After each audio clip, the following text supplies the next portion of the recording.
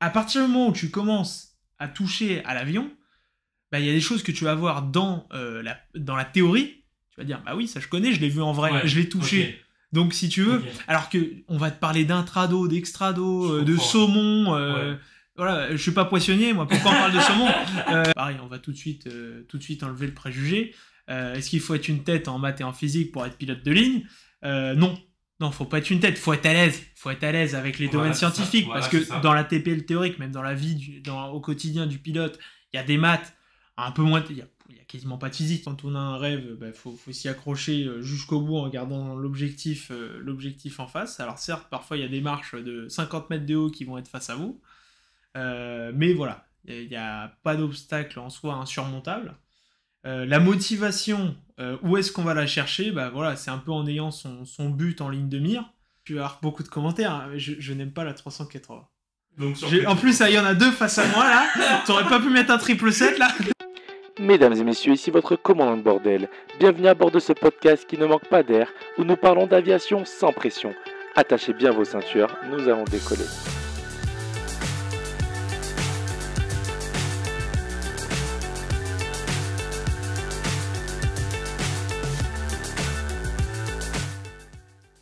Ok, j'ai l'impression que c'est un petit peu plus pro que la dernière fois déjà.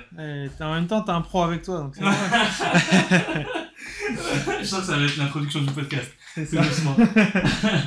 Bon, en tout cas, bienvenue pour ce deuxième épisode. Ouais. On est avec Aymeric, voilà, Aymeric va se présenter. Bonjour à tous, moi c'est donc Aymeric Fievé, donc je suis élève pilote de ligne, entre autres. Voilà, passionné d'audiovisuel, passionné d'aviation avant tout, bien évidemment, sinon je ne ferais pas ces études-là. Et donc on est là aujourd'hui pour parler un peu d'aviation, de mon parcours, ce genre de choses. Ça va être sympathique, un petit moment ensemble. Là. Voilà, c'est ça, on va rester une petite heure ensemble, on va essayer de découvrir un peu le parcours d'Aymeric. Aymeric, du coup, qui est élève pilote.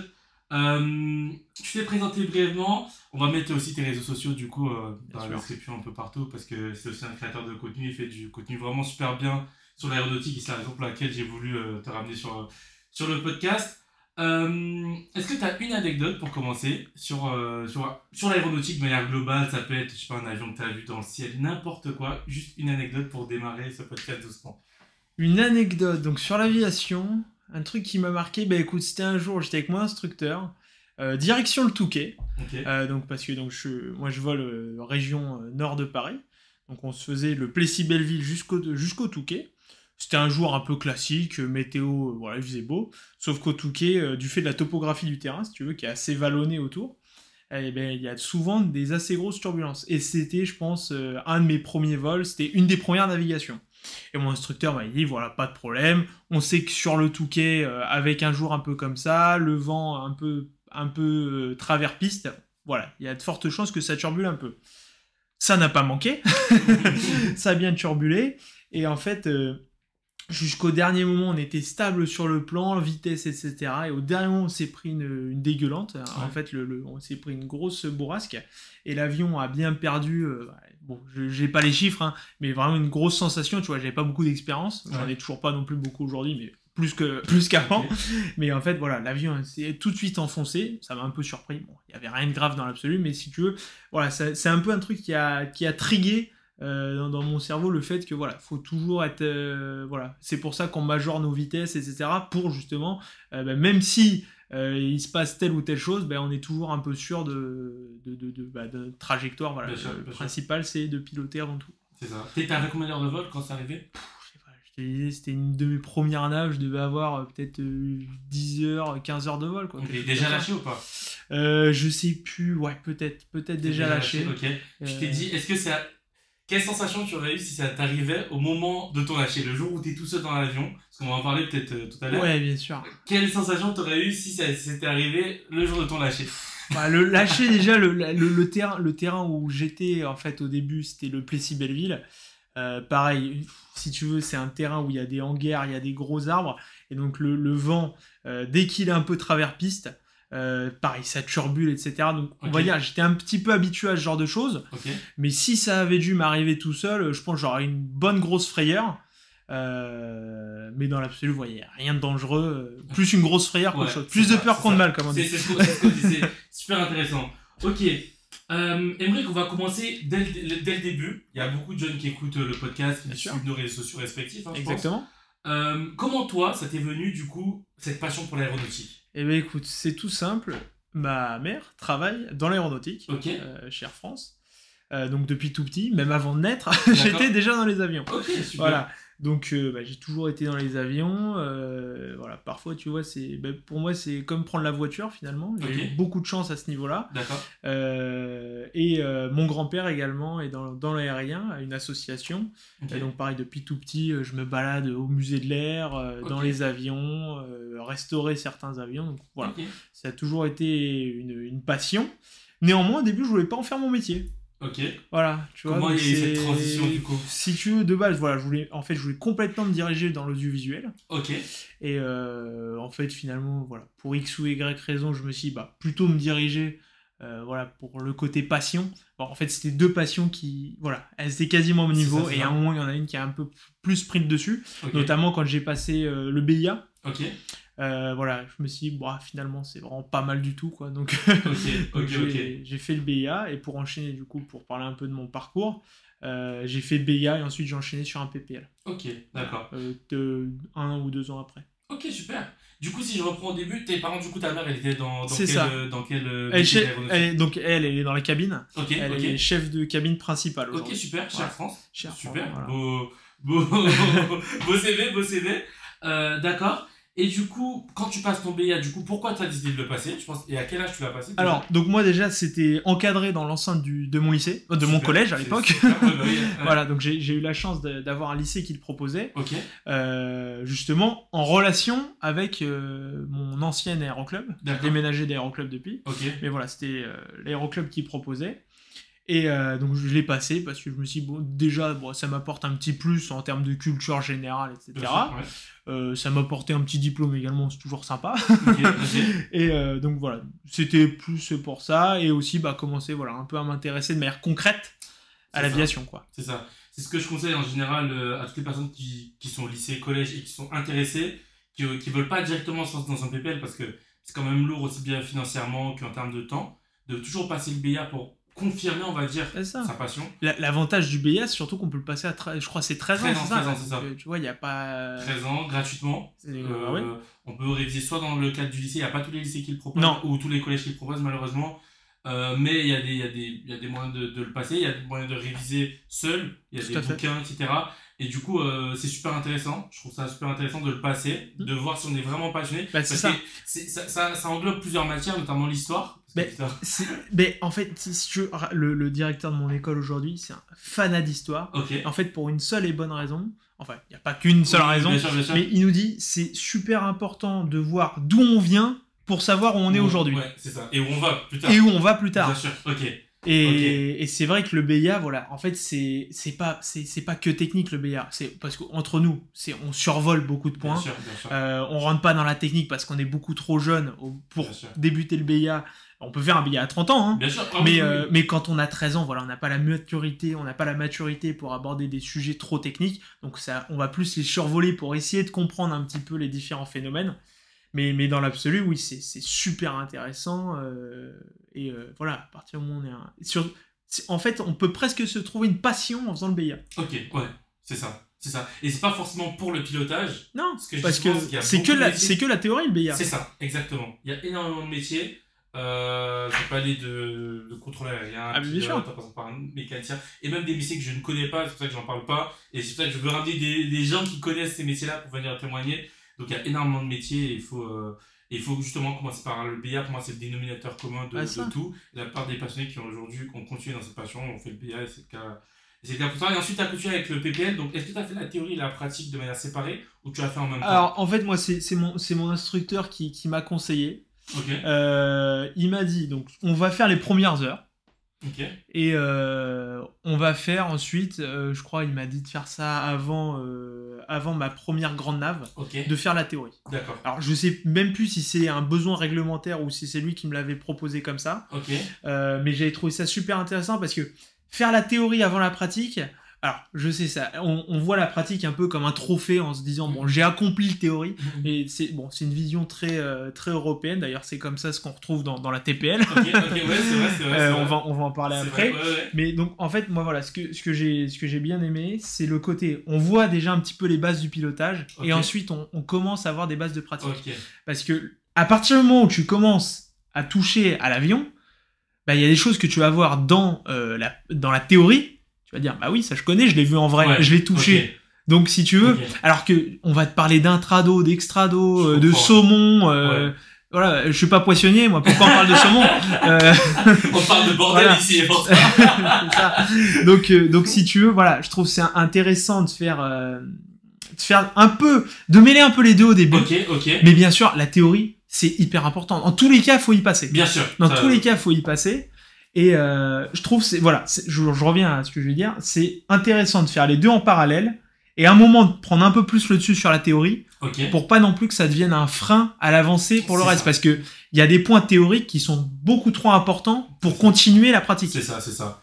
Moi, j'ai fait ma théorie, c'est vrai que j'ai fait ma théorie avant ma pratique, mais moi, c'est pour des questions d'âge. Alors, comme j'avais sauté une classe, du coup, c'était un peu compliqué, j'ai fait ma théorie en seconde. Je devais attendre en fait, j'étais plus jeune de pilote de France, du coup, j'ai passé mon paix le jour de mes 17 ans. Ah oui, donc, pour la théorie, c'était compliqué de caler, je crois que c'était 2 ans, par rapport au dernier examen, donc voilà. Oui. Toi, t'as fait de la simulation ou pas? T'as joué à Flight Simulator ou pas? Au plus loin, honnêtement, je crois que j'ai commencé sur X-Plane 10. Ok. Si ça existe le 9 ou pas? Non, je crois que j'ai commencé. Non, FS 2004. Non, j'ai commencé sur X-Plane 10. Ok, ouais. L'époque où on installait encore les jeux sur CD. C'est ça. DVD ou CD, je sais plus. Ça. Donc j'ai commencé simplement avec un petit joystick. Ok. Et en fait, j'ai jamais été trop simulation. Ah ouais? J'en ai fait un peu pour m'amuser. Je m'amusais à faire des loopings, mais des trucs qui servent à rien, quoi. J'étais jamais trop en mode allez, je fais les choses carrées. Le simulateur, même encore aujourd'hui chez moi, j'ai ma copine a un simulateur, pour s'entraîner. J'ai mis, au fur et à mesure, j'ai investi un peu dans du matériel de simulation, donc on a mis tout notre matériel en commun, ce qui fait qu'on a un matos plutôt sympa. Mais même moi encore aujourd'hui, je m'amuse à faire un peu n'importe quoi au simu, si ce n'est au sol pour bosser les procédures, ce genre de choses. Où là, je me dis, allez, vas-y, on s'y met 2 heures à fond, on bosse ça. Pour moi, c'est le gros intérêt de la simulation, parce que j'arrive jamais à me dire, bon là j'y suis, t'as un écran qui fait cette taille devant toi, allez, t'es dans l'avion. J'arrive pas à m'y... Alors, par contre, pour quelqu'un qui est passionné, je sais, il y a des gens, ils sont malades de simulation, mais je vois, ils sont trop chauds. Et moi, ça me fascine, parce que et mine de rien, niveau financier, ça coûte, allez, c'est un investissement de quoi? Le logiciel, c'est 100 €, et même pas. Et un joystick et un throttle, c'est quoi? C'est pareil, c'est 100, 200. Alors, ça dépend. Moi, j'avais quand même celui de Cytec, je crois. Cytec. Donc, le matos complet devait être à 300, mais sinon, c'est ça. Non, mais ce que je veux dire, c'est, tu t'investis un petit peu à la base. C'est ça. Sauf que, on va dire 300 €, c'est quoi? C'est 1h30 de vol? Donc, exactement. alors que t'as un simu, ça vaut pas du tout la même chose. On est d'accord, hein. Bien sûr. Mais dans le sens, si tu veux, quelqu'un qui a, je sais pas, 200 heures de simu, c'est déjà si il a fait les choses bien, parce que faut pas non plus prendre des mauvais réflexes. Ça, c'est vrai. Mais c'est un très bon entraînement. Exactement. Et moi, j'ai fait énormément de simu, du coup. Seconde. Après, dès mon Sur quoi? Sur Microsoft Flight ou FSX, sur Microsoft Flight Simulator. J'ai des milliers d'heures de vol. Ivao. Si, je connais également. Mais je commence à m'y intéresser un peu, parce que maintenant que j'ai la com, tu vois, maintenant que j'ai la phraseo qui est correcte, je serais intéressé pour... Mais moi, ça m'a appris la phraseo. À l'époque, la phraseo en français et en anglais. C'est-à-dire, à 15 ans, je crois, j'ai fait mon FCL, le 55 VFR. Le 055, le VFR. Alors, je sais pas si maintenant c'est toujours séparé ou pas. Je crois que, non, maintenant, c'est un seul? C'est un seul. Ah ouais, c'est en fait, c'est parce que, à l'examen, on te demande si tu veux le passer en IFR ou en VFR. Mais je crois que l'IFR les deux te valident les deux, je crois, hein. Après avec des pincettes, j'ai pas l'info. D'ailleurs, je dois le renouveler là bientôt. Je ferai quelques lives. T'as niveau combien? J'avais le niveau 5 à l'époque. Moi aussi j'ai niveau 5. Je pense que 6 ce sera dur à aller chercher. Mais si tu veux, le niveau 6, à moins d'être même quelqu'un de bilingue, ils veulent pas. Je trouve, si, il le donne. Il le donne, hein. Mais je trouve, si tu veux, le niveau 6, je trouve il a... Alors, ok, il a un intérêt personnel, parce que tu te dis, je suis tranquille à vie. Bah oui, c'est ça. Mais justement, j'ai pu en parler avec quelques personnes qui ont niveau 5 ou même niveau 6. Et en fait, si tu te remets pas en question tous les X nombre d'années, en fait, il y a des choses que tu perds un peu. Ça, c'est vrai. Bon alors je sais que quand t'es en compagnie pour le repasser c'est bien plus simple, c'est simplifié, bien sûr. mais quelqu'un qui doit se remettre dedans pour repasser l'examen, bah, c'est une vraie charge de travail et dans un certain point, dans un certain sens, c'est pas plus mal pour revoir certaines choses aussi quoi. Moi je vais le passer et j'ai commencé à regarder ce week-end, pas plus tard que ce week-end, les différentes modalités parce que j'ai complètement oublié comment l'examen est. Ouais. Donc j'ai commencé à travailler dessus et je me dis bon j'étais chaud quand même à 16 ans à le passer, à choper le niveau 5. Là je de traduire des trucs, je me dis mais comment on dit ça en fait? C'est le SCL, il y a quand même un gros niveau, enfin c'est que de l'expression finalement. Et c'est vrai que faut quand même y aller sur certains. Alors c'est beaucoup d'enclés techniques hein, quand même, mine de rien. Mais voilà, en bossant un peu ça se fait. Hein. De toute façon, on va y revenir, mais le boulot ça fait quand même beaucoup de choses. Oui, exactement, c'est ça. En ayant pour moteur la motivation. Exactement, c'est ça, c'est très important. Bah c'est la motivation. Ouais. Toi, on peut faire une petite transition là-dessus. Je te les sers comme ça sur un plateau, les transitions. C'est moi qui anime le podcast, mais de temps en temps, non, c'est pas mal. Non, en termes de motivation, toi, déjà, c'était quoi tes moteurs au tout début, autre que la passion? Enfin, peut-être que ça peut être que la passion, d'ailleurs. Et qu'est-ce que tu dirais aux personnes pour être motivées? Quels seraient les ingrédients pour que eux ils puissent réussir à atteindre leurs rêves? Après, les rêves, ça peut être soit des pilotes privés, des pilotes pro, d'être contrôleur aérien, les rêves peuvent être vraiment variés, mais qu'est-ce que tu conseillerais pour animer cette motivation? Déjà, ne rien lâcher. Okay. Voilà, quand on a un rêve, faut s'y accrocher jusqu'au bout en gardant l'objectif en face. Alors certes, parfois il y a des marches de 50 mètres de haut qui vont être face à vous, mais voilà, il n'y a pas d'obstacle en soi insurmontable. La motivation, où est-ce qu'on va la chercher? Voilà, c'est un peu en ayant son but en ligne de mire. En voyant un peu la lumière au bout du tunnel. Mais dans l'absolu, quand je vois moi des gens qui viennent me voir qui ont 12, 13 ans, avec tu sens la motivation chez eux. Okay. Je sais pas si finalement la motivation chez certains c'est presque inné, tu vois. Il y a des gens, même moi je parle avec des amis et des collègues dans l'école, il y en a pas un qui sait parfaitement me dire d'où ça vient quoi. Parfois, c'est un cas un peu comme moi, entre guillemets, bateau, parce que c'est quelqu'un dans la famille qui est dans l'aérien, donc t'es dans l'avion, t'as envie de devenir pilote. C'est entre guillemets classique. Okay. T'as pas une personne dans la famille qui travaille dans l'aviation, ils se sont jamais intéressés à l'aviation, il y en a parfois même qui ont jamais pris l'avion de leur vie. C'est vrai. Et tu les vois, ils sont en ATPL, à charbonner, motivés. C'est ça. Je trouve ça fascinant parce que tu sais pas d'où ça vient. Et même eux, ils savent pas le dire. Ils ont envie de faire ça. Après, c'est comme il y a plein d'autres métiers. Honnêtement, être pilote de ligne ou même dans l'aérien de manière générale, c'est des métiers passion. C'est ça. Parce que quand on voit la charge de travail qu'il y a pour les études ou quoi, c'est ça. On parle de pilote de ligne, voilà, parce que je sais de quoi je parle et je parlerai pas des autres parce que je le connais pas. Mais pour parler des études de pilote de ligne, c'est un gros paquet pour faire une petite anecdote à d'autres vidéos. Mais un gros morceau. Non mais faut s'accrocher jusqu'au bout. Et je crois que j'ai zappé une partie de ta question. Si tu peux à peu près me la redire c'est la motivation. La motivation de manière globale. Je vais en rajouter quelque chose parce que je pense que c'est ce petit truc qui va manquer.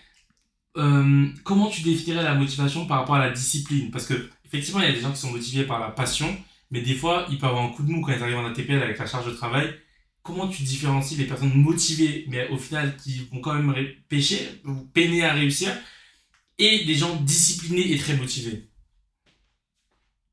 Ça, c'est une vraie question. Ça, c'est une vraie question. Tu vois, je t'ai pas demandé les questions d'avance, mais j'aurais peut-être dû. Je sais pas que celle-là. Celle-là, elle est venue comme ça.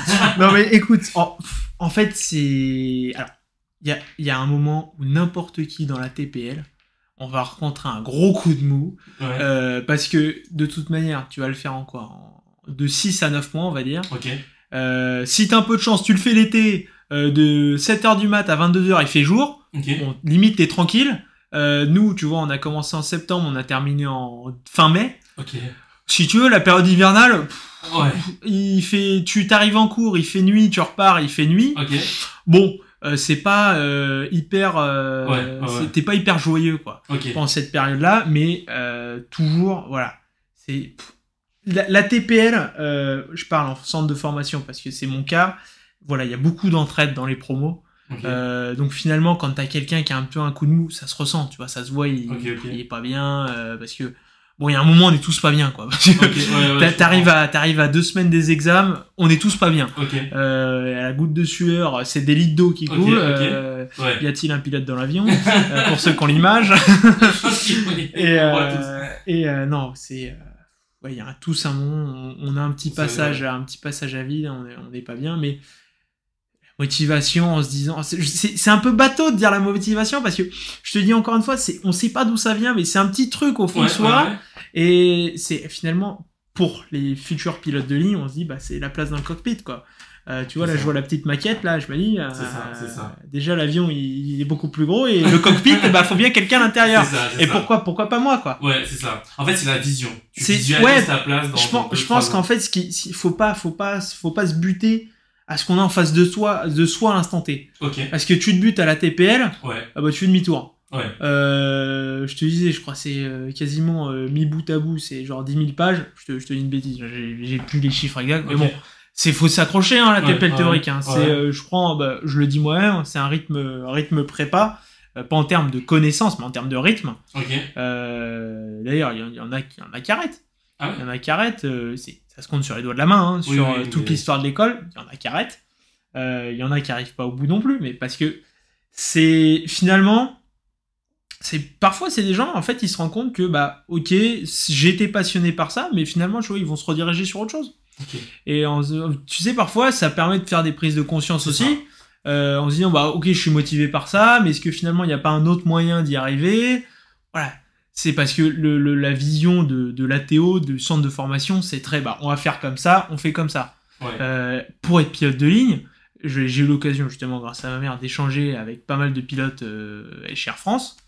Ils ont des parcours, il n'y en a pas un qui a le même parcours. Exactement. Enfin, tu vas en tomber sur 2-3, voilà, tu m'as compris. Il n'y en a pas un qui a le même parcours. Chacun a sa singularité. C'est ça, il y en a, ils ont passé 5 ans à faire des échanges à l'étranger, ils ont rencontré Bob aux États-Unis qui leur a dit tiens, on va faire un tour en avion. Au final, ils sont restés vivre là-bas, ils ont fait toutes leurs heures, ils sont revenus en France, ils ont fait de l'équivalence ASA. Et finalement, ils sont rentrés en compagnie. T'en as, ils ont fait du charter en Chine. Je te dis, il y a pas un profil qui se ressemble. Et même moi, au début, quand je voulais un peu me renseigner à comment devenir pilote de ligne, bah, j'étais paumé. Parce qu'il y en a pas un qui te sort la même version. C'est vrai. Donc tu dis, bah, ok, je vais faire comme lui, c'est intéressant. Lui, il te dit une autre version. Alors, il y en a beaucoup, ils vont dire les NAC. Bon, on va pas se cacher, les NAC, à moins d'être une tête en maths physique, c'est chaud. Hein. Pour parler également de mon parcours, j'ai fait BIA, lycée et PPL en fait en parallèle avec le lycée. Alors sortant du lycée, je suis parti en prépa. J'ai fait 1 an de prépa MPSI. C'était pas la meilleure année de ma vie. Pourquoi je te crois pour tenter justement le concours de l'ENAC. Je te laisse deviner le résultat. Mais non, si tu veux, bon, à moins d'être une tête, je suis pas du tout une tête en maths et en physique, hein, loin de là, très très loin de là. D'ailleurs, pareil, on va tout de suite enlever le préjugé. Est-ce qu'il faut être une tête en maths et en physique pour être pilote de ligne? Non, faut pas être une tête, faut être à l'aise. Faut être à l'aise avec les domaines scientifiques, parce que dans la TPL théorique, même dans la vie, au quotidien du pilote, il y a des maths, un peu moins, il y a quasiment pas de physique, il y a des maths. Quel niveau selon toi? Seconde? Première peut-être? Enfin, moi j'ai pas fait la TPL, donc je te laisse plutôt répondre. Le niveau, si tu veux, c'est pas tant une question de niveau, c'est plus une question d'état d'esprit. Parce que le niveau, je crois en 4ème, tu sais faire des additions et des multiplications. Un sinus, un cosinus. Un cosinus, sinus, je crois, là, pareil, c'est programme de collège. Et bouger un peu des équations, je crois que tu sais le faire en 3ème. Je connais pas les programmes, mais grosso modo, tu t'es au lycée, tu sors d'un bac, t'as le niveau en maths. Hein. C'est pour ça que les 3/4 des ATO proposent des formations post-bac, parce que t'as le niveau. T'as pas forcément la maturité, mais t'as le niveau. C'est ça. Gros point différent, parce qu'il y en a beaucoup, je les vois, ils me disent je suis trop chaud, ça part, je pars sur un ATPL. Ok, vas-y. Mais si tu veux, il y a un peu des profils, nous on en parle entre potes, il y a des profils, on les voit, que ce soit sur les réseaux sociaux ou quoi, je crache sur personne, je suis pas là pour ça, je suis personne d'ailleurs pour le faire, mais si tu veux, tu retrouves un peu des profils type, où tu te dis, bon, on verra ce que ça donne, en général on se trompe pas. Parce que, si tu veux, la TPL, c'est un tellement gros morceau dans la vie du pilote de ligne. Ok. Il y a beaucoup de choses après que je connais pas encore, mais je suis sûr il y a d'autres étapes. Hein. Rien que la QT, c'est un énorme, morceau aussi. Mais rien que la TPL théorique, t'en as beaucoup en fait qui.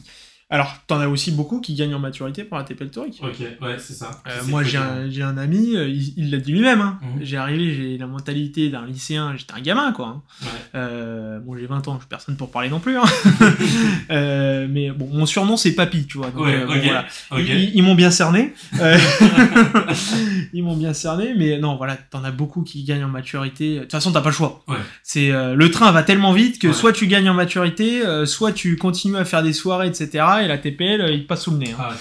Voilà. Clairement, sachant que la TPL, à partir du moment où tu as mis ton premier pied à la DGAC, c'est 18 mois, je crois, pour le passer. Donc, alors, ça peut paraître long, mais les connaissances, voilà, on en parlait un peu en off tout à l'heure. La TPL, voilà, faut. Ça va vite, tu me disais, penser peut-être le faire en 2-3 mois. C'est ça. Bon, j'étais un peu calmé. J'ai voulu me chauffer cet été et me dire, allez, je fais des live Twitch tous les jours. Je me cache sur des quiz, sur des formulaires, des bouquins, et j'essaie de me le taper en 3-4 mois. De juin à septembre, je me suis dit. Il m'a dit clairement, bon. Non, après voilà, moi je suis personne pour freiner ou quoi, mais si tu veux, je pense avoir une vision assez réaliste de ce que c'est quand même pour l'avoir fait. Je peux te dire que j'ai fait la TPL théorique. Et ça c'est quand même chouette. Mais globalement, c'est en minimum 6 mois.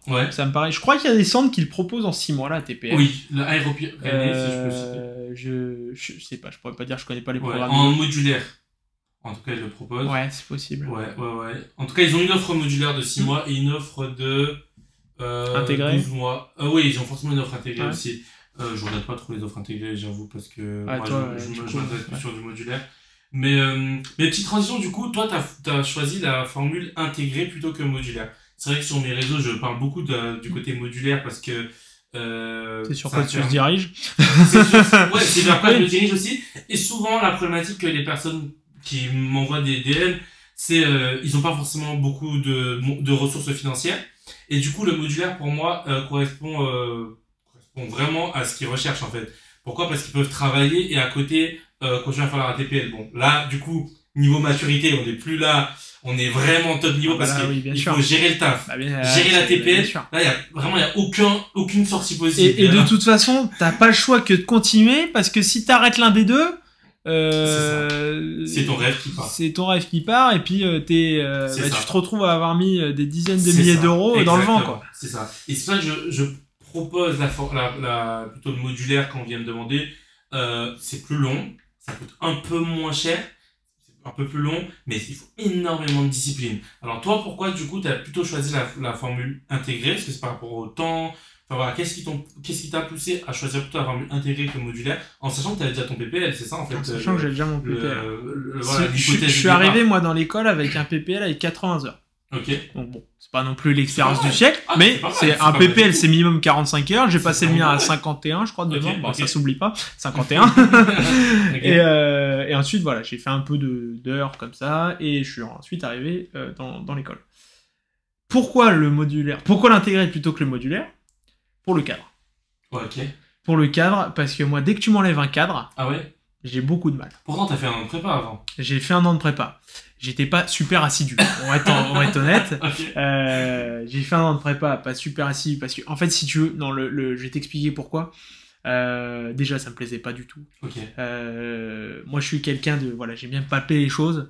Et quand on commence à me passer des heures et des heures à me démontrer un théorème, j'ai dit, pourquoi s'embêter à démontrer, sachant qu'il y a quelqu'un qui l'a déjà fait. Et on peut l'utiliser. On l'admet. Il y a un mec qui s'est embêté il y a 50 ans à le démontrer, si ce n'est plus, pour d'autres théorèmes. Pythagore, je pense que ça remonte un peu plus à 50 ans.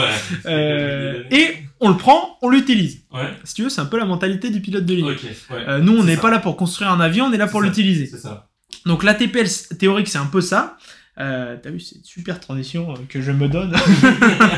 La TPL théorique, si tu veux, c'est un peu ça. C'est-à-dire, on va aller un petit peu creuser partout.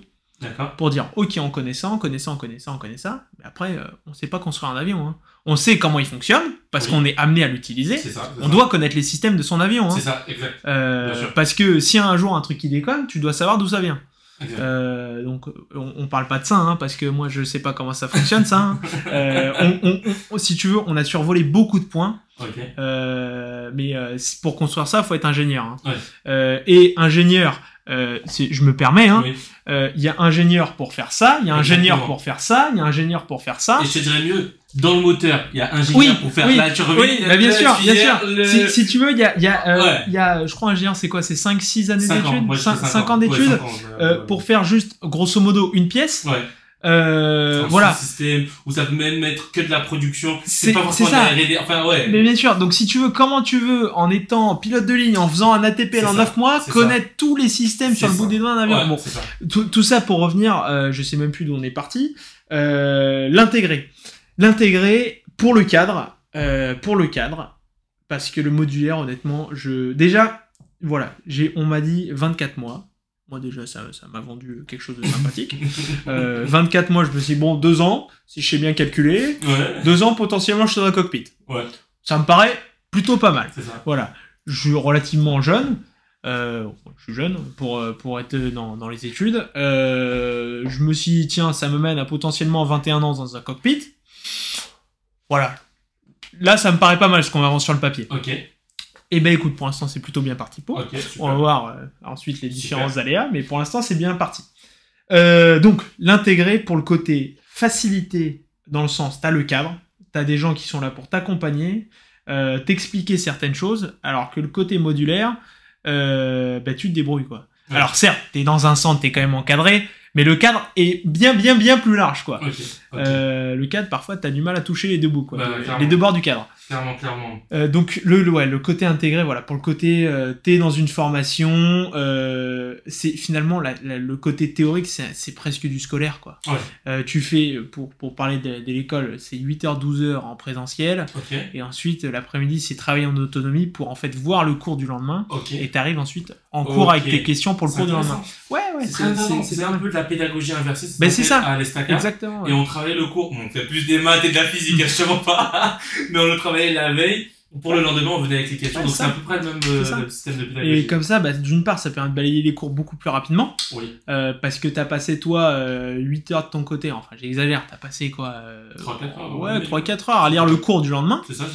Et t'arrives en cours, en fait, le cours, déjà, bon, tu vas pas dire que tu le connais, parce que tu le connais pas. C'est pas le fait de lire quelque chose pour c'est l'apprendre. ça. Mais déjà, tu vois, t'as vu les notions.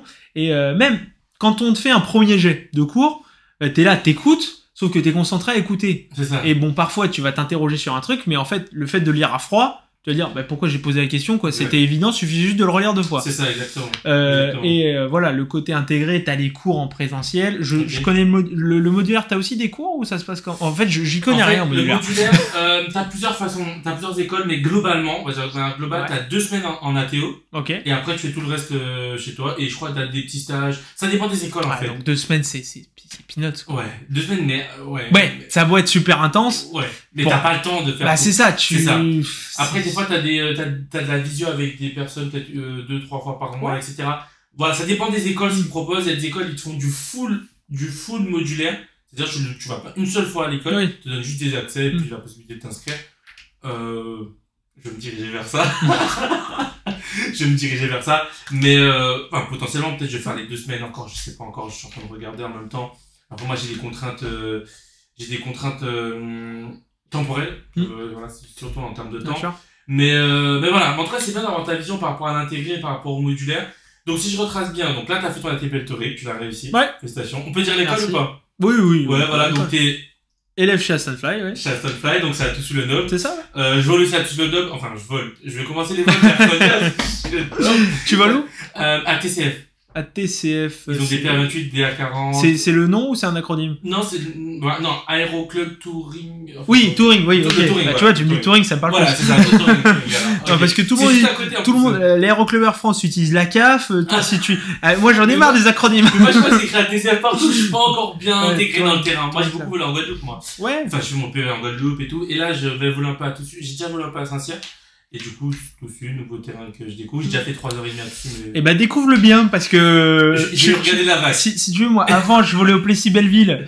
Je suis arrivé, mais moi, je suis limité à 1500 pieds. J'ai la TMA de Paris qui est là. Horrible. Je me suis dit, bon, j'arrive déjà avec un peu des notions en termes de... Ah, tu veux dire, ok. Au Plessis, d'accord. Au Plessis, je volais déjà dans une boîte, quoi. D'accord, ok. J'avais pas trop de... de latitude. Voilà. Ouais, Nous, si tu veux, les PTE, je les faisais tout le temps, PTE c'est en gros, tu passes vertical, on t'éteint le moteur et ensuite tu viens te reposer sur la piste. Je les faisais à 1500 pieds, quoi. Ouais, ah ouais. Au lieu de, je crois, c'est 2000. On fait 2000 ou voire 2005, quoi. Ah ouais. Et moi, oui, bah après, ça dépend, faut plus s'éloigner. Ouais, c'est vrai, faut bien calculer, c'est vrai. Ah, c'est ça. Après, en soi, tous les repères sont les mêmes en fonction de la hauteur, juste ça change en termes de distance. C'est vrai. Donc moi, j'ai toujours été habitué à voler super bas. Ouais. 1000 pieds sol, c'est rien, hein. Ouais. 1000 pieds sol, c'est rien, ça fait 300 mètres. Ouais. Donc c'était pas grand chose. Donc j'étais déjà un petit peu habitué à évoluer dans une boîte, mais un peu librement, on va dire. C'est ça. Bon, le circuit de piste était déjà publié, voilà. D'ailleurs, qui est un peu impossible à respecter, mais ça c'est un autre problème. On en a déjà parlé avec des instructeurs. Et sinon, à Toussus, tu dois respecter le plan latéral, le plan vertical. Sauf que si tu respectes pas l'un des deux, soit tu tapes un cercle bleu. Cercle bleu, pour ceux qui n'ont pas la ref des pilotes, c'est cercle bleu, je vais te l'expliquer. C'est en gros, c'est sur les cartes VAC, donc d'approche à vue, en VFR, en vol à vue. C'est des cercles qui sont matérialisés sur les cartes, que tu verras pas en vrai. Et faut mieux éviter de passer dedans. En l'occurrence, à Toussus, dans d'autres endroits, bon, faut mieux éviter de passer dedans. Et si tu veux, sur des petits terrains, c'est entre guillemets pas trop gênant. À prendre les guillemets en compte, c'est important les guillemets. Voilà, on peut y faire un petit peu moins attention. C'est toujours dérangeant bien sûr, mais à Toussus, si tu veux, les riverains sont très ils sont très pointilleux sur les cercles bleus à cheval. Voilà, pour parler gentiment. Après, ça se comprend. Toussus, je crois que c'est le 4e aéroport de France en termes de trafic, en termes de mouvement. Aérodrome ou aéroport Drome-port. Sachant, en fait, tous les aéroports. En fait, alors, je précise ce que je dis. On parle pas en termes d'avion, on parle pas en termes de passagers, on parle en termes de mouvement.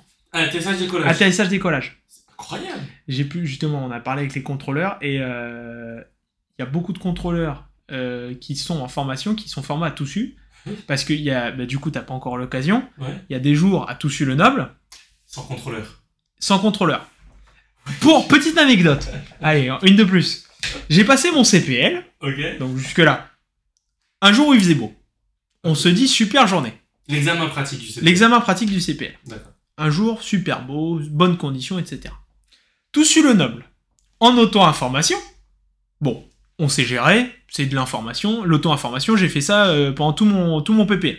Je sais gérer, et même pendant la formation, on fait aussi de l'auto-info. Sauf que quoi, une piste fermée.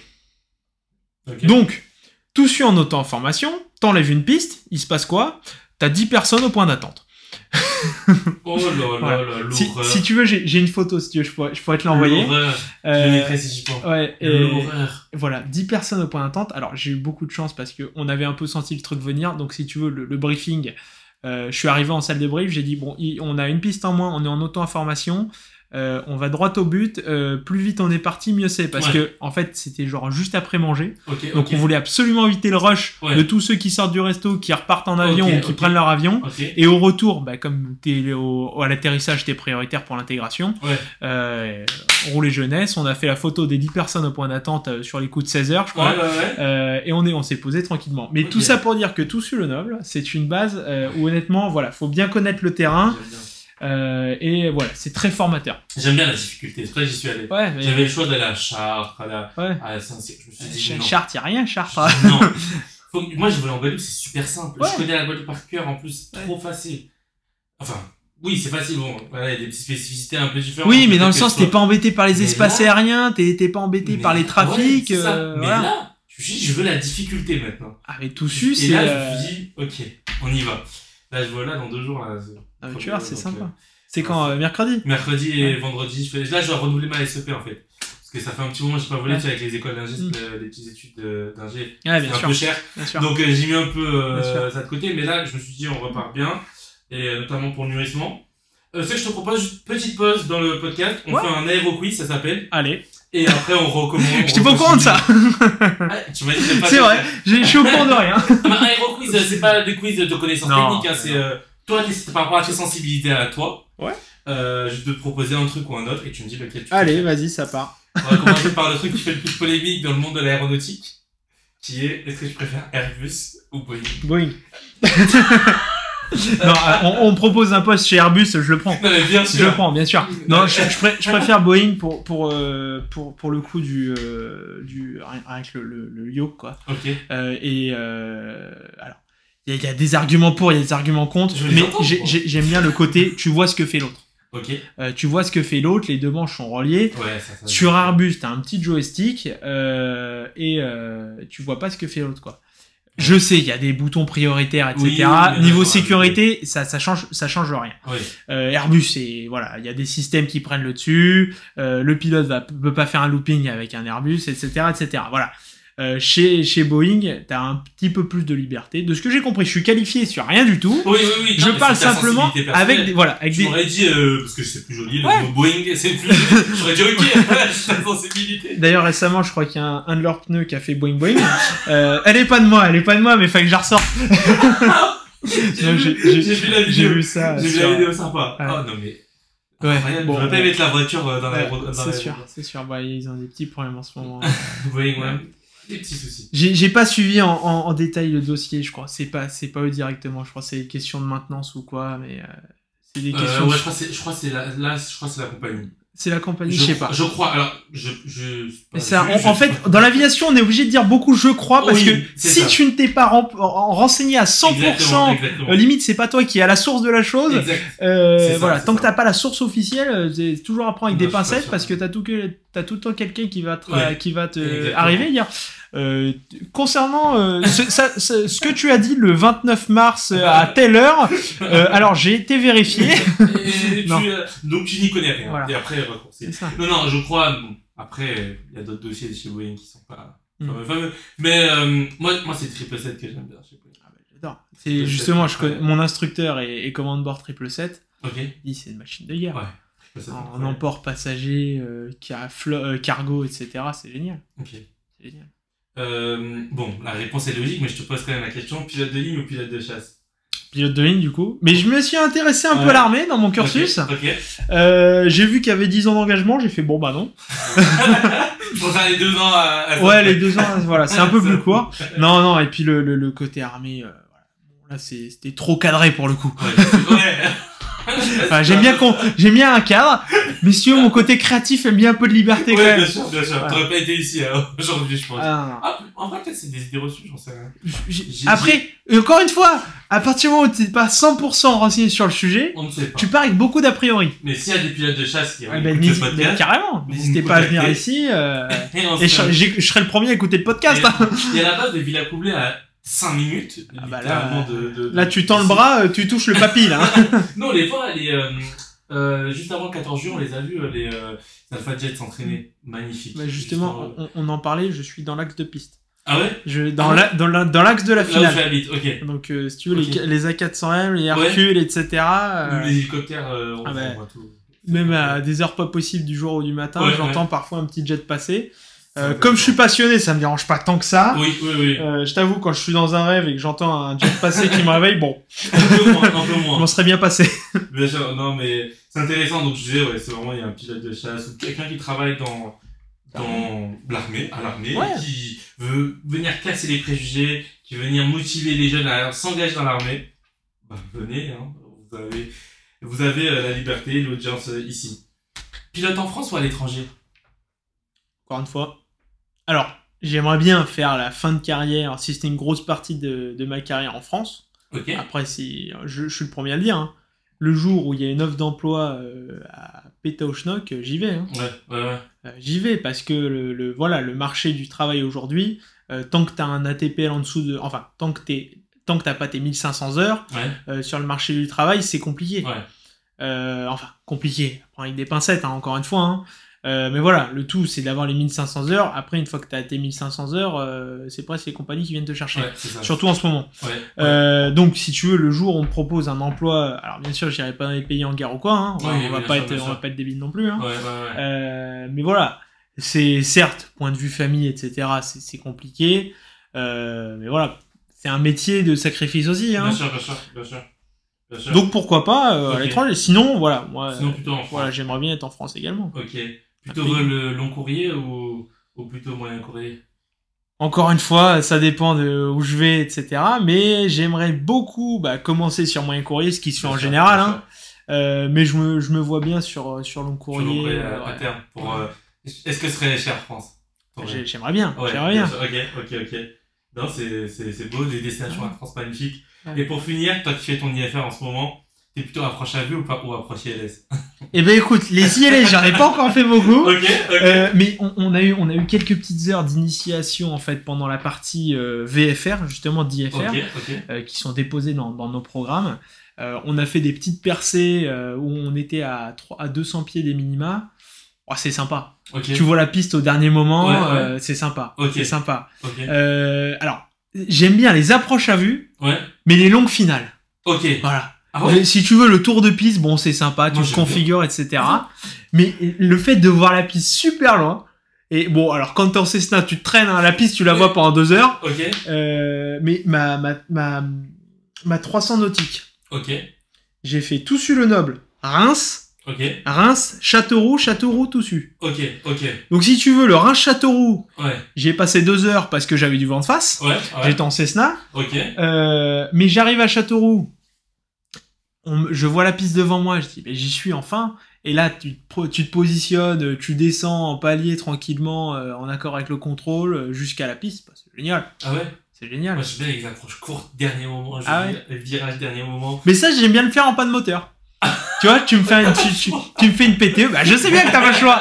Mais une PTE, tu vois, j'aime bien, c'est challengeant, t'es là, tu gères ton plein. Systématiquement, puis il y a beaucoup de trafic, il y a des 747, il y a du 777, il y a du 330, etc.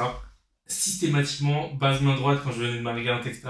Je demande l'approche courte, dernier moment, j'arrive seuil de piste, hein, quand je te dis approche courte, seuil de piste, je tourne et je pose. Parce qu'en fait, elle est énorme, la piste, elle fait 3000 mètres aussi. Mais t'as moyen de tourner au dernier moment et incroyable. Ah, mais ça, tu vois, c'est compliqué de le faire en étant, entre guillemets, CPL. Parce que, bon, ça, tu le fais en PPL en t'amusant, hein. Non, mais je suis dans la tour avant. Mais, mais j'entends, tu vois, pour être stable, configuré, etc. Parce que là, tu me dis, la piste, fait 3000 mètres. Que tu touches au début ou à la fin parce que t'as 50 nœuds à perdre, tu t'en fiches. Mais si tu veux, en CPL, tu dois avoir une vision très commerciale, donc très standard, tu dois rentrer dans un moule pour des raisons de sécurité, ce qui paraît évident. Mais on te dit, tu dois être configuré à ta vitesse de finale 300 pieds avant le toucher, avant le seuil, c'est 300 pieds, point terminé. Donc c'est plus compliqué d'arriver. Bon, il y a des terrains par exemple à Toussus, 300 pieds tu peux pas les faire, hein. T'es obligé de descendre tes minima parce que sinon tu seras jamais configuré. Mais tu vas voir, Toussus c'est la jungle, hein. C'est marrant tout ça.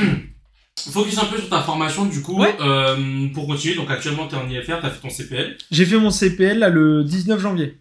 Combien d'heures t'as fait, à combien d'heures tu l'as passé ton CPL? Je saurais pas te dire. En intégré t'es pas obligé d'avoir les 180. Non, t'es pas obligé. Non, justement c'est le modulaire qui demande ça. Voilà, c'est ça. Enfin 180, t'es sûrement beaucoup mieux renseigné que moi sur. Non, moi du coup j'avais mes 80 heures de PPL. Et ensuite là j'ai fait mes totaux il y a pas longtemps. De toute façon, je crois que c'est ce que tu peux prendre pour mon CPL.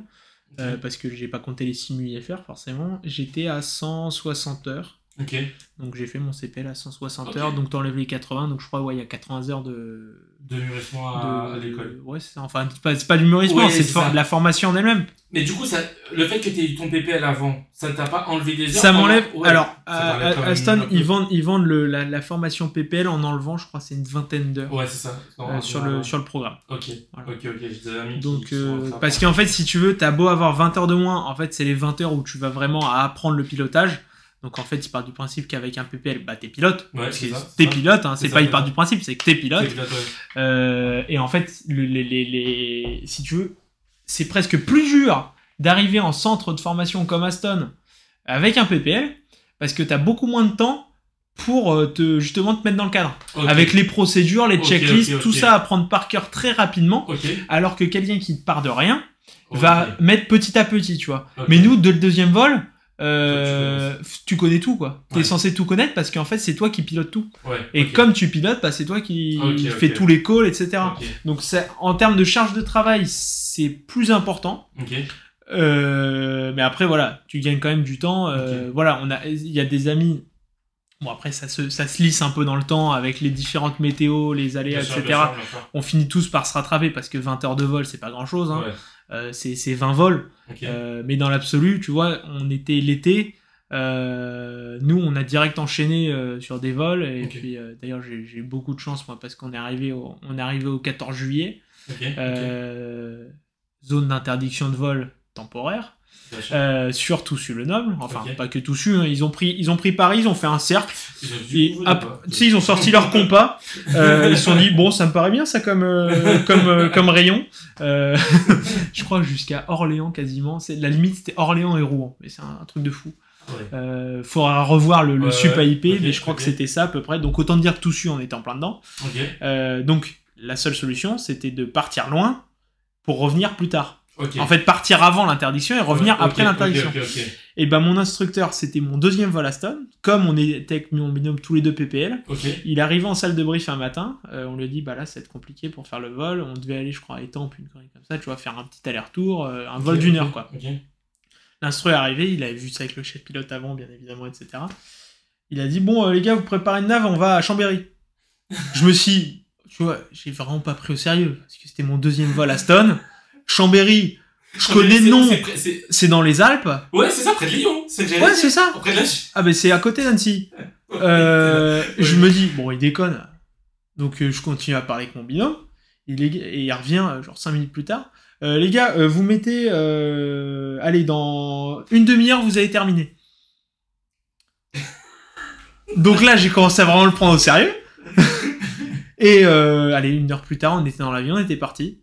Donc on a fait Toussus-le-Noble, Autun, un nom de terrain que je n'arrive jamais à prononcer d'ailleurs, ils se sont un peu foutus de moi, je l'ai pas dit une seule fois bien à la radio, j'ai dit Audin, Autun, j'ai prononcé de toutes les manières possibles, alors que c'est marqué noir sur blanc, il suffit de bien le prononcer, c'est Autun le terrain, c'est un terrain paumé dans la pampa où il y a une piste en dur, un truc de fou, vraiment il y a rien, il y a que des champs, et t'as une piste en dur, qui est pas si petite que ça, je crois, elle fait 800 mètres la piste. Ça va. Donc c'est raisonnable. Et on a fait ensuite Autun-Chambéry. On a mangé là-bas, au petit resto de l'aéroport. Hyper sympa. On est passé par le terminal jet à faire. Hyper sympa. D'ailleurs, fun fact pour les PPL, la taxe d'atterrissage pour les avions légers, là-bas, c'est peanuts. Donc j'ai été hyper surpris parce qu'en fait, ils taxent à mort les jets. Mais genre, je crois que quand tu fais moins de 2 tonnes, l'heure de stationnement, c'est 50 centimes. Et la taxe, je crois, elle est à 5 €. Chambéry, hein. J'espère que c'est pareil au Bourget, hein, parce que... Ouais, Bourget, t'emballes pas. T'emballes pas. Ah ouais. Ouais. Ok, donc, alors, j'irai pas tous les jours parce qu'on a mis, je crois, un peu plus de 2h50, je crois. Tu veux faire l'escale ou pas? De comment faire à Autun. Bah, on l'a fait parce que, si tu veux, pédagogiquement, ça faisait trop long. C'est notre deuxième vol, et en fait, nous, nos leçons, je crois, c'était 1h, 1h30 et 1h30. Donc, en fait, ça passait super bien. Premier segment, 1h30, deuxième segment, 1h30, et retour également. Donc, en fait, on a juste switché, comme ça. Vous avez fait le plein à Chambéry. Et on a fait le plein à Chambéry, ouais, c'est ça. Et j'ai des vidéos, si tu veux, je te les enverrai, de l'approche sur Chambéry. Incroyable. Truc de fou. T'arrives, en fait, c'est dans la vallée. Donc, t'as l'énorme lac. T'arrives. Ça, c'est un truc qui m'a marqué, tu vois, l'information, parce que deuxième vol, un truc de fou, hein. T'arrives, et là, tu t'as les montagnes, et donc, tac, t'as la piste qui est là. On vient s'axer, tranquille, et là, pareil, descente en continu, jusqu'à la piste. On s'est calé sur l'ILS, tu vois, pour voir un peu. Franchement, génial. Mais c'est pas besoin de vol en montagne, rien. Moi, je peux y aller. Non, le vol en, je crois, alors, après avec des pincettes, je me suis pas intéressé à la réglementation, mais je crois que le vol en montagne, c'est notamment une qualification que tu dois avoir, je crois, pour les altiports. Prendre toujours avec des pincettes. Voilà. Mais de manière globale, ouais, je crois que c'est ça, parce que à partir du moment où tu respectes, je crois, faut pas non plus trop s'enfoncer dans les zones montagneuses, mais en fait, Chambéry, c'est à la limite. Tu commences à voir que ça vallonne, tu vois, t'as des petites collines, ensuite des petits plateaux, et ensuite, bah, ça commence à être un peu montagneux, rocheux, mais c'est vraiment à la limite, en fait. Et toi, t'as volé sur quel avion PPL et OCPL? Alors, PPL, j'ai commencé sur Tecnam P2008. Un avion en plastique. Non, c'est un bon avion. on en a déjà parlé avec mes instructeurs, mais pour l'aviation école, c'est peut-être un peu fragile. Ils avaient pas mal de problèmes, mais sinon, c'est un avion qui est super agréable à piloter. Ok. Ensuite, j'ai fait du du PA28. Ok, super. Donc, bien, j'adore cet avion. Yes. J'adore cet avion. J'adore cet avion aussi, vraiment. Tu vois, alors, avec le peu d'expérience que j'ai fait le total, j'ai volé sur 5 types d'avions différents. P28, au PPL, t'as volé ou... Je l'ai fait après mon PPL. Ok, après ton PPL. J'ai fait toute la formation sur P2008. Ok. Et en fait, dès que j'ai été lâché, je crois, j'ai demandé à mon instructeur, vas-y, est-ce que tu peux venir me faire un lâcher là sur PA28? Ouais, c'est bien. Donc j'ai bossé. Voilà, génial. En plus, elle basse, donc tu te poses, tu profites de l'effet de sol, tu arrives sur un coussin d'air. Cet avion a posé, mais c'est génial. Mais c'est plus facile, hein, le Cessna. Le Cessna que le PA28. Ah, je trouve que le PA28 est beaucoup plus facile à poser que le Cessna. Bah, le Cessna... J'ai fait un tout petit peu de Cessna, moi. J'ai fait 4-5 heures de Cessna. Et donc PA28, ensuite C172, toujours dans mon club. Ok. Ensuite, je suis arrivé chez Aston, j'ai fait donc 172 et ensuite la partie bimoteur sur DA42. Et là, maintenant, j'ai changé de club, je suis à Persan-Beaumont. Et je vole sur PA28. Et là, j'ai fait mon lâcher sur B23. C'est Bristol, c'est un avion de République tchèque. Et ça m'a fait bizarre parce que ça faisait bien longtemps que j'avais pas piloté des avions aussi légers. Je crois que j'avais fait mon mass and balance avec mon instru, on était à genre 600 kilos en take-off mass. Ah ouais. Donc si tu veux, ça m'a fait un peu bizarre, quoi. Parce que l'avion, tu fais ça, bah l'avion il fait ça. Il part, okay. Alors que sur 172 ou PA28, tu peux y aller sur les commandes, quoi. C'est un camion, le truc. Alors, je crois il y a 600 kilos de différence, mais c'est 600 kilos qui font la différence. Je vois voilà, je passais du DA42 à 1 tonne 7 au décollage. Bon, c'est pas non plus énorme, hein, mais ça commence à être sympa, quoi. On tangente les 2 tonnes, on se dit on commence à être sur des avions un peu sympas. Et ensuite, là, tu repasses sur ça qui fait 650 max au décollage. C'est bizarre. Je comprends. C'est bizarre. Donc, je suis un peu revenu aux bases, quoi. Alors, bien sûr, ça revient très très vite, hein. Mais en termes de finesse de pilotage, et j'ai fait aussi un peu du LM. Du LM, ok. Je fais un peu du LM. Donc, il y a d'ailleurs des collègues qui viennent me voir, qui me disent, t'es sérieux de faire du LM? Je dis, bah ouais, bien sûr, parce qu'en termes de finesse de pilotage, c'est presque plus dur de piloter un ULM qu'un avion. Exactement. Parce que c'est tellement léger, d'ailleurs c'est dans le nom, hein, ça. Que ça demande une rigueur et une finesse de pilotage. Et c'est vraiment, par contre, la bille, la symétrie du vol sur LM, ça pardonne pas, hein. Moi, justement, en fait, j'ai eu beaucoup de... Je suis toujours pas lâché ULM parce que, bon, pour X ou Y raison, j'ai eu beaucoup de problèmes avec le club a eu beaucoup de problèmes. Donc j'ai pu très très peu voler. Je n'ai plus que... Bon, j'ai beaucoup de mal avec les double négations, moi. J'ai quasiment pas volé en ULM, je crois que j'ai 3 heures d'ULM. Donc j'ai jamais pu faire mon lâcher, donc j'ai officiellement pas la licence ULM. D'ailleurs, faut que je m'y intéresse parce que j'aimerais bien l'avoir. Pour la petite anecdote, je suis intéressé également pour faire du paramoteur. Et le planeur, ça t'intéresserait? Ah, planeur, pas encore. J'aime bien ce qui est moteur quand même, moi, si tu veux. T'as le para aussi, t'as le para qui est possible. Parapente, pareil, je suis pas très... non, j'aime bien quand c'est... Moi, j'aime bien le côté motorisé. Bon, après, je sais, voilà, quand on fait les choses bien, c'est pas accidentogène, hein. Oui, bien sûr. C'est pas ce côté-là qui me dérange, mais inconsciemment, j'aime bien me dire que pour X ou Y raison, il y a un problème, ben je fais ça, et je remonte. Et puis, souvent, les personnes qui ont déjà volé sur bimoteur, c'est pas le cas pour moi, me disent, moi, je veux que du bimoteur maintenant. Après, non, voilà, c'est le monomoteur, si tu veux, bon, on sait le poser dans un champ, quoi. On sait pas dans quel état on finit, mais on sait le poser, quoi. On sait le poser. Alors, oui, il y a beaucoup, justement, je fais un petit parallèle, je sais même plus d'où on part, parce que c'est ça qui est bien dans les discussions, c'est qu'on part un peu dans tous les sens. C'est l'idée. C'est un bordel. Ça porte bien son nom. C'est que si tu veux, le bimoteur, alors certes t'as une panne moteur, bah tu gères, tu traites ta panne, tu veux continuer à voler.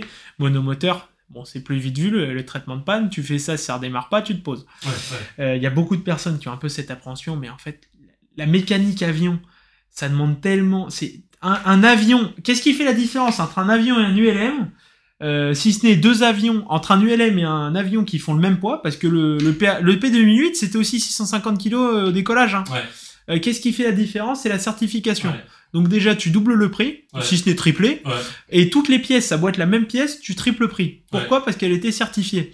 Et les mécanos qui font la maintenance sur avion sont également certifiés. Donc si tu veux, j'ai rien contre les ULM, mais parfois tu es habilité à faire la maintenance sur ta propre machine. Ouais. Tu regardes 3 tutos, tu sais faire la maintenance. Exact. Tu crois savoir faire la maintenance. Il y a une différence là-dessus. Il y a des roues qui partent en plein vol. C'est peut-être un mécanicien qui a fait la maintenance. Je ne rentrerai pas dans ce débat. Mais si tu veux le gros sujet, voilà, c'est la certification. Et en fait, l'avion, que ce soit de l'aviation légère ou quoi, c'est sûr. C'est sûr parce que voilà, c'est vérifié. Il y a des cycles de maintenance. Je suis en train de voir justement pour faire une petite vidéo sur la maintenance avec des mécanos. C'est prévu pour fin avril, donc pas tout de suite, mais ça va arriver. Mais on va parler de tout ça parce que la maintenance, ils sont là pour faire voler nos avions, quoi. Ouais, c'est super important. Tous les métiers qui sont liés à un avion sont forcément utiles. Ouais. Voilà. Et ça, il faut vraiment pas qu'on l'oublie. Non, mais bien sûr. Bien sûr. Et que ce soit de la maintenance ou même, on pense pas, mais rien que serveur, pour parler d'eux, parce que c'est les majoritaires sur Roissy, ils sont utiles, quoi. Parce que sans plateau repas, au bout de 12 heures, les passagers, ils tirent un peu la gueule. Hein. Non, c'est vrai. Ouais, et puis, ils critiquent souvent la bouffe en vol, mais non, c'est un vrai travail. Et puis, c'est une vraie chimie de pouvoir faire voler un plat qui est pressurisé, qui bien sûr. À 40 000 pieds. Bon, bien sûr, on n'est pas à 40 000 pieds pression. On se comprend. Mais voilà, qui est quand même qui est pressurisé. Et c'est prouvé. Rien que ceux qui ont la chance d'aller en montagne ou quoi, c'est à peu près les altitudes qu'on a en fait dans les cabines. Ouais. J'en ferai une vidéo si ça vous intéresse. Et en gros, pour faire simple, tu perds de ce que j'ai compris, j'ai pu regarder 3 reportages là-dessus, mais en fait, tu perds des sensations, que ce soit en odorat ou en goût. Donc en fait, t'es obligé d'un peu de pimper les saveurs. C'est ça. Et parfois, ça plaît pas à tout le monde parce qu'il y a des gens qui trouvent ça fade ou quoi. Mais t'y peux rien, c'est ton corps qui perd, qui est anesthésié. C'est ça, exactement. Deuxième petit jeu, surcoté ou sous-coté. Ah, vas-vas-y. J'aime bien. La 380. J'aime bien les sujets polémiques. Ah ouais, là c'est polémique. Moi, alors, tu vas avoir beaucoup de commentaires, hein, mais je n'aime pas la 380.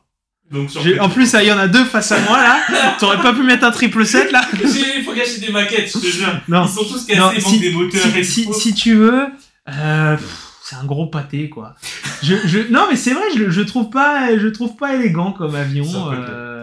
Pour moi, il est un peu surcoté. Après, voilà, c'est incroyable d'avoir fait voler un truc comme ça. Hein. Oui, le point de vue technologie, etc., c'est un truc de fou. Hein. Ouais. Moi, je suis admiratif devant le 380, mais en termes d'esthétique, bon, pas fan. Voilà. Pour moi, un peu surcoté. Par contre, point de vue technique, il est sous-coté, quoi. Tout le monde le voit comme un avion génial, mais c'est plus que ça. Hein. D'ailleurs, j'ai très hâte qu'il soit visitable au Bourget. Hein. J'ai pu le faire aux journées du patrimoine. Là, il était ouvert et tu vois les kilomètres de câble orange parce que c'est le proto. C'est impressionnant. T'as des gaines de câble orange comme ça et qui font 15 allers-retours. C'est ça. J'ai plus les stats, mais les kilomètres de câble, c'est impressionnant. C'est impressionnant. En termes de technologie, c'est impressionnant. On le fera. J'avais pas noté les autres avions, mais on le fait pour 2 autres avions. J'aimerais avoir ton avis. Les 747. Ah mais moi il est sous-coté, il est sous-coté le 747. Moi j'adore cet avion. Légende. Ah mais légende. On peut pas aimer Brick, légende. Je veux rien savoir. Légende. Cet avion, j'ai Lufthansa, j'ai eu la chance d'aller à Washington. Moi j'étais là avec mon 777 Air France. Je voyais le 747 de Lufthansa, j'étais là. Ah il est beau quand même, il est beau. On en a parlé au précédent podcast du 747 de Lufthansa à Roissy. C'est incroyable. Il est magnifique. Magnifique. Et Concorde. Ah bah pareil, avion de légende. Sous-côté, de légende. Oui. Bah après non, il est pas sous-côté parce qu'il a une réputation. Voilà, il a la réputation qui le précède. Enfin, il le précède plus aujourd'hui parce que malheureusement il est arrêté. Bon, pour X ou Y raison, mais voilà. Non, c'est un avion qui est légendaire, le Concorde. Qui est français. Ouais. C'est ça. On a beaucoup parlé du coup de pilotes de ligne, de mécaniciens, de contrôleurs aériens. Est-ce que pour toi, les pilotes de ligne, c'est surcoté ou c'est sous-coté? C'est sous-coté.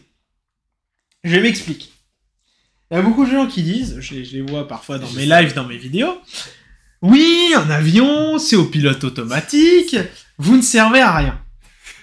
Alors, le jour où il y a une défaillance sur le pilote automatique, tu seras bien content qu'il y ait un pilote à bord. Merci. Le pilote, certes, aujourd'hui, je connais pas en détail le métier de pilote de ligne parce que je suis pas en ligne. Voilà, je suis personne pour en parler. De ce que j'ai pu voir en observation, c'est beaucoup de traitement de données, voilà, côté management d'équipage, il y a un problème à bord, faut le gérer, voilà, c'est plus du management. En ligne, c'est du management, bien sûr, sécurité, management, toutes ces choses-là. Aujourd'hui, un avion, c'est capable de décoller, faire la croisière, atterrir tout seul. Si c'est bien programmé, ça fait tout ça tout seul. Le jour où on verra un avion sans pilote, c'est pas pour demain. Exactement. Déjà, y a très peu de gens qui osent monter dans des voitures sans conducteur. Donc le jour où il y aura des gens qui seront capables de monter dans des avions sans pilote, vu déjà le nombre de gens qui ont peur de l'avion en général, donc le jour où t'enlèves les pilotes, je pense que ça va faire un petit gouffre dans le marché. Exactement. Donc pour moi, c'est un peu sous-côté de... Voilà, parce qu'il y a des gens, si tu veux, qui dénigrent un petit peu la profession. Bien sûr, c'est pas du tout objectif comme point de vue que j'ai, parce que bien c'est le métier que je veux faire. Mais pour moi, non, c'est pas du tout un métier qui doit être sous-coté, qui doit être surcoté, parce que c'est trop important pour la sécurité des vols. Ok. Les compagnies low cost, sous-coté ou surcoté? Écoute, pour voyager pour peu cher, non, c'est pas du tout sous-coté. Ouais. C'est pas du tout surcoté. Ouais, je sais plus dans quel sens on doit parler, mais non, c'est très bien. C'est très bien. Ok. La TPL théorique? It depends. Moi, je l'ai sous-coté. Toi, tu l'as un peu sous-coté. Mais ok, ouais. Non, par ce que tu me dis. Alors, il peut être sous-coté en disant ça va le faire, en bossant un peu, ça va le faire. Il est surcoté en pensant que ça peut être un obstacle. Okay. Un obstacle insurmontable. Okay. Voilà. Okay. Si tu veux, c'est un peu les deux. Il a un peu la double facette. Ok. Avoir son propre avion, surcoté ou sous-coté? J'y réfléchis.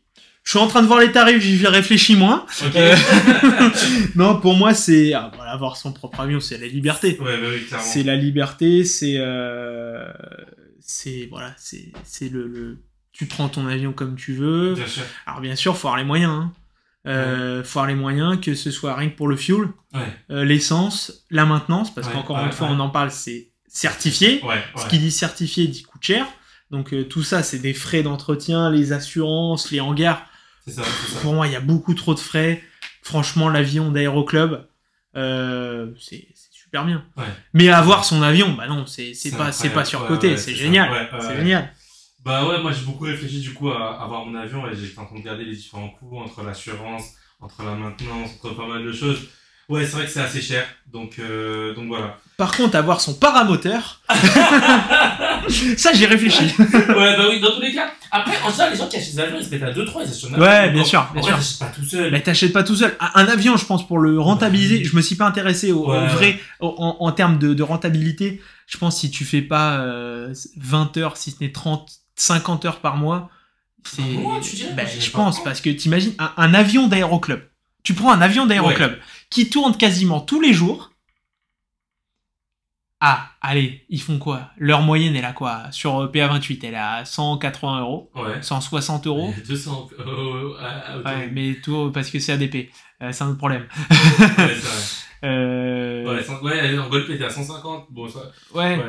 Tu vois, moi, aujourd'hui, je la paye 167 lors de PA28. Okay. Donc, c'est globalement pas... Voilà, c'est relativement accessible pour du PA28. Mais non, honnêtement, tu regardes les avions et tu regardes ensuite les bilans comptables des clubs, ils sont loin de faire des bénéfices. Hein. Ouais. Parce que tu regardes, tu mets tous les frais devant. Ouais, c'est vrai. En fait, pour les amortir, faut faire vraiment beaucoup d'argent. Je pense que quand tu achètes un avion, tu cherches pas la rentabilité, tu cherches le plaisir. Tu cherches le côté plaisir. Après, voilà, tu loues de temps en temps, mais je pense que quand tu loues, ça amortit justement les coûts bien sûr. d'assurance de Bien maintenance. sûr, les frais fixes, je pense que tu les amortis grâce à la sous-location. Voilà, mais sinon, après, c'est ton plaisir à ton vélo. Bien sûr. Plaisir. Émeric, comment tu vois l'avenir aujourd'hui? Bien. C'est tout. Non, l'avenir, je le vois où? Déjà, je le vois dans mon IRME, pour parler un peu plus tard. Ouais. Ensuite, forcément, UPRT, MCC. Ouais. À l'issue, la délivrance de la licence. on verra en fonction des délais, qui ouais. peuvent être plus ou moins longs. Ouais. Mais Déjà, voilà, ensuite, bah, le marché du travail, et puis on verra où ça mène. Tu veux faire une QT avant de rentrer en compagnie? Non. Non, Non, parce que si tu veux, pour moi, c'est un pari trop risqué. Ouais. C'est un pari beaucoup trop risqué, Ouais. parce que là, on parle de 30 000 € en moyenne pour Ouais. une QT. Imagine, tu fais une QT 320, bah, t'es pris chez Transavia qui ont des 737, ou t'es pris chez Ryanair qui ont que des 737. Bah, t'as pas l'air d'un con, quoi. Ouais, c'est vrai. T'as mis 30 000 € dans le vent, quoi. Ils payent toujours des QT, des compagnies? T'as des compagnies qui payent des QT, ouais. Ouais, ok. T'en as d'autres qui ne les payent pas. Ok. Après, voilà, bah, tout dépend. Forcément, celles qui les payent sont bien plus prisées. Ouais. Parce que, après, forcément, aligner 30 000 € à la fin d'un ATPL, C'est ça. pareil, il faut se le permettre. C'est ça, clairement. Donc, de manière globale, voilà, l'avenir, écoute, moi, je suis quelqu'un qui va étape par étape, C'est tranquillou ça, ok. bilou, bien Ok. sûr, en gardant une vision générale. Ok. Sur le long terme, parce que voilà, Ok. c'est justement c'est mes instructeurs qui disent ça, mais faut tout le temps voir ce qui vient après. C'est ça. Donc voilà, j'y vais étape par étape. Ok. Voilà, au rythme de la formation. Ok. Je commence à m'intéresser à voilà comment je peux un peu orienter ensuite mes différentes possibilités à l'issue de la formation. Ok. J'envisage potentiellement un FI, tu vois, ce genre de choses. Ok. Voilà. Après, ce qu'il faut savoir, c'est qu'à partir du moment où tu as le CPL IRME, tu fais ce que tu veux. C'est Hein. ça. Tu peux faire de l'instruction, tu peux faire du largage parachute, tu fais... Après, si tu veux, c'est une boîte dans laquelle tu peux rajouter des petits trucs. C'est ça. Hop, je viens mettre une petite qualif altiport. C'est Hop, ça. je viens mettre une petite QC, C'est ce ça, genre de c'est trucs, ça, tu vois. c'est ça. Et tu vois, on parle de QC, c'est bien moins cher qu'une QT, quoi. Clairement. Tu peux faire du turboprop, tu peux faire voilà, tu peux faire beaucoup de choses. Tout ça, en fait, c'est modulaire. Ouais. C'est modulaire. Et en fait, quand on parle d'ATPL, on pense pilote de ligne. Bah, C'est ça, en même temps, c'est c'est ça. dans le nom, tu me diras. Ouais. Mais de manière globale, voilà, faut pas se limiter qu'à ça. Il y a beaucoup de métiers qui sont liés au pilotage. Même des métiers auxquels on ne pense pas. Exactement. Il y a, je parle là parce que j'ai un ancien d'Aston qui fait du transport médical. C'est un truc auquel on pense pas, quoi. C'est Du ça. transport d'organes. C'est ça. Est-ce que exactement. j'aurais pu un seul instant penser, tu me remets 4 ans en arrière, je savais pas que ça existait, je me suis dit, à quel moment on transporte des organes en avion? C'est ça. Et En jet privé. Ouais, il y en a en jet privé. Ouais. L'aviation d'affaires, moi j'ai kiffé trop. Ouais, moi aussi, j'aimerais beaucoup. Ouais, Le ouais. problème, c'est que, alors, ça dépend de certains, ça dépend des compagnies, mais ils demandent quand même globalement de l'expérience, Ouais. parce que, voilà, C'est ça. c'est très spécifique quand même c'est comme ça, milieu. c'est ça. Après, il y a des compagnies qui embauchent Ok. avec peu d'expérience. C'est ça. Et puis il y a ta passion de l'audiovisuel, donc que tu vas coucher les réseaux Ouais, sociaux, bien je sûr. suppose. On va mettre tout ça en description. Ah bah, Allez sur Emmerich. de manière globale, vous tapez Émeric Fievé sur Google, je crois que j'ai une empreinte numérique, c'est scandaleux, je crois qu'il y a 3 pages Google qui sont juste pour moi. Donc, Ouais, c'est surtout sur TikTok. ouais, TikTok, Instagram, YouTube, principalement TikTok en Ok, ce moment. ouais. Voilà, de la vulgarisation aéro. Ok. Voilà, pour un peu tous les niveaux, voilà. J'essaye je me mets à la place de quelqu'un qui n'y connaît rien. Ouais. Ma grand-mère, Ouais. et j'essaye de l'expliquer, je Ok. me mets à sa place et dire comment j'aimerais qu'on m'explique ça. Ok. Donc, bah alors forcément, au début, bah, je commence par les bases, et puis bah, au fur et à mesure, le problème c'est que t'es obligé, il y a des gens toujours qui reviennent dans les commentaires en me posant la question, ben moi je les renvoie vers mes anciennes vidéos, Ouais. parce que bah, je peux pas tout le temps me permettre de réexpliquer les choses, sinon toujours. c'est trop Ouais, bien sûr, chronophage. bien sûr. Donc justement, moi, mon idée sur le long terme, c'est là, je commence par une petite vidéo toute simple sur les bases, tu vois, Ok. la portance, ce Ouais, genre de choses, ok. et ensuite qui me permettent d'arriver sur des notions un petit peu plus complexes. Ok. Le décrochage, ce genre de choses. Ok, tu l'as fait récemment celle-là. J'ai fait récemment, tout à fait. Ouais, Écoute, un dernier mot pour la fin, je laisse l'invité le dire en général, soit une citation, soit un conseil, soit un message que tu veux porter à tout le monde. Que dirais-tu? Ça, tu vois, c'est un truc que j'aurais dû préparer parce que je suis très très mauvais en citation et j'aurais bien aimé terminer sur une citation. Une Tu belle vois. citation. Non, mais j'ai pas de citation parce que je ne sais citer personne. Je suis très mauvais. Tu peux te citer toi-même. Non, mais je me citerai pas moi-même. Je suis personne pour me citer. Pourquoi pas? Mais que dire? Je vais revenir sur le côté motivation. Ouais. Voilà, si vous avez un but, un rêve, je sais que voilà, c'est loin d'être facile comme étude, que ce soit sur le côté financier, que ce soit sur le côté apprentissage en lui-même. Voilà. Vous avez, même là on parle d'aéronautique, mais même dans tous les métiers, dans tous les cursus, le tout c'est de garder en ligne de mire là où on veut aller. Voilà, il y a des voies plus faciles que d'autres. Voilà, de manière globale, c'est garder en ligne de mire là où on veut aller, et puis foncer, quoi. Ok. C'est bien ça. C'est magnifique. C'est bien. Bon, en tout cas, merci d'avoir écouté tout cet épisode. Il était long, mais je pense Oui, qu'il était extrêmement long. qualitatif. Je pense qu'il était très qualitatif. Eh ben, merci. En tout cas, voilà, c'était un plaisir. En tout cas, j'espère que ton ATPL va bien se passer. J'espère également. Que le futur également. Et puis, en tout cas, on se recontactera, ça c'est Eh sûr. ben, bien sûr, et puis voilà, un de ces quatre, si je veux faire un vol ou quoi, t'hésites bien pas. sûr, on va s'entendre à la bien radio sûr, maintenant. bien sûr. Écoute, Emric, merci beaucoup. Yes, et Merci. allez, salut Au tout le revoir. monde, au revoir. Au revoir.